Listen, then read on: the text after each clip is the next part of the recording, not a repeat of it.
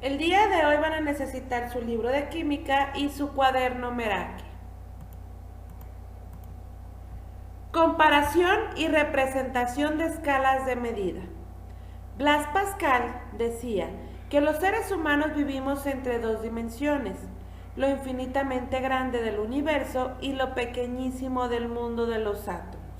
Así, mientras el diámetro de la Tierra mide aproximadamente 12.756 kilómetros, el radio de un átomo oscila entre 32 a 265 partes por millón, que viene siendo 10 a la menos 12 metros. Las distancias y tamaños del universo son tan grandes y las de los átomos tan pequeñas que sobrepasan los límites de lo que conocemos por medio de los sentidos. Como ves, las partículas de la materia son demasiado pequeñas y numerosas. ¿Cómo contarlas entonces? Eso es lo que estudiaremos a continuación. Para esto efectuaremos varias actividades que nos llevarán primero a comprender las dimensiones del mundo de la química y después a explicar y valorar la importancia del concepto de mol como patrón de medida para determinar la cantidad de sustancia. Escalas y representación. En tus cursos de ciencias aprendiste que las distancias y tamaños en el universo son tan grandes que sobrepasan los límites del mundo que conocemos por medio de los sentidos.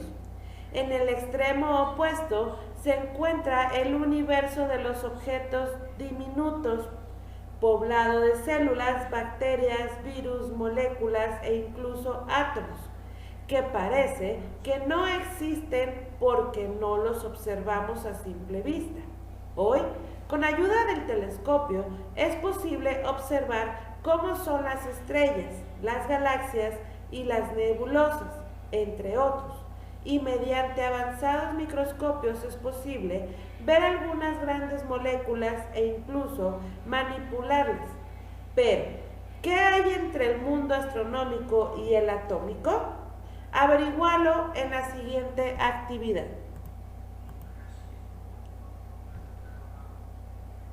Habrás notado que los objetos que pertenecen a la escala microscópica entre 0.1 milímetros y 9 micrómetros y nanoscópica desde 1 nanómetro son invisibles al ojo humano. Para darte una idea del tamaño de estos objetos, veamos la siguiente analogía. Los habitantes más numerosos del mundo son las bacterias. Si colocáramos en una de la punta de una aguja y ésta se aumentara al tamaño de un cohete espacial, la bacteria apenas resultaría visible a simple vista. Ahora, imagínate a los átomos que son 10.000 veces más pequeños, donde entonces el diámetro de una bacteria es de 0.00001 metros, que viene siendo un micrómetro, y el diámetro de un átomo sería 0.000000001 metros, que viene siendo 0.1 nanómetros.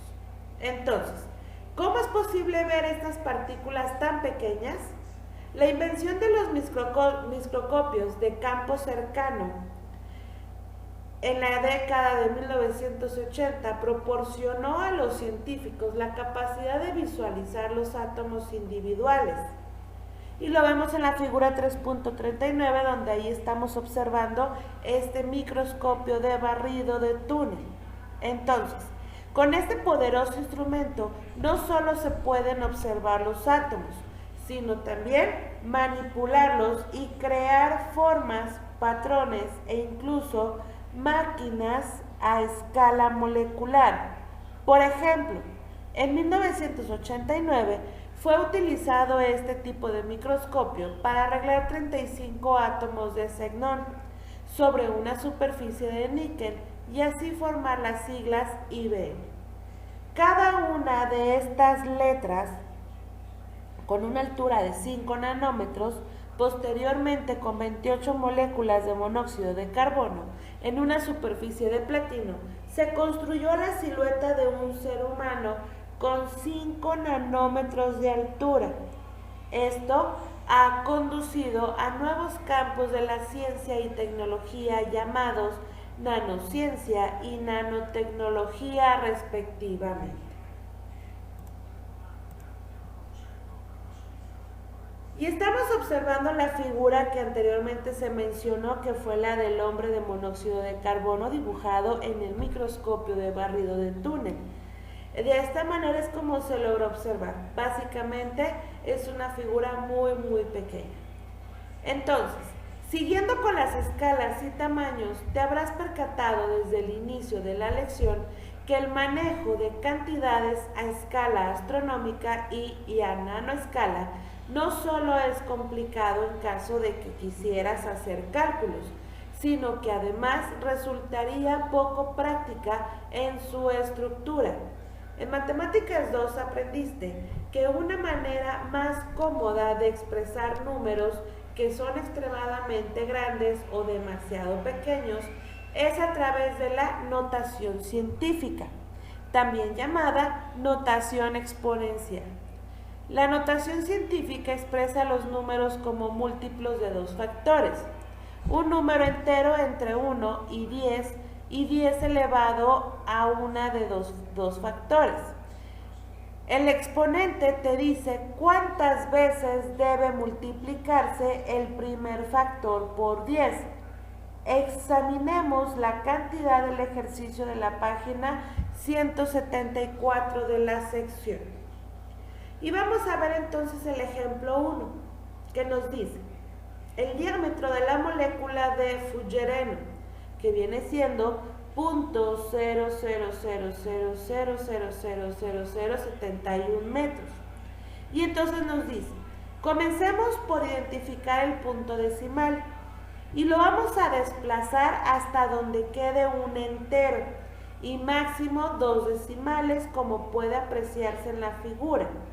Entonces, desplazamos este punto decimal, vendrían siendo 1, 2, 3, 4, 5, 6, 7, 8, 9 y 10 posiciones. Por lo tanto, esto nos dice que si contamos el número de cifras que se movió el punto decimal, encontraremos que se movió 10 lugares. Entonces nos dice que esto va a quedar de la siguiente manera. Este número corresponde a la potencia a la que debe elevarse, que viene siendo 10, y por la que ha de multiplicarse el primer factor. Cuando el punto decimal se mueve a la derecha, el exponente es negativo. Por tanto, el diámetro de la molécula del fullereno puede expresarse como 7.1 por 10 a la menos 10.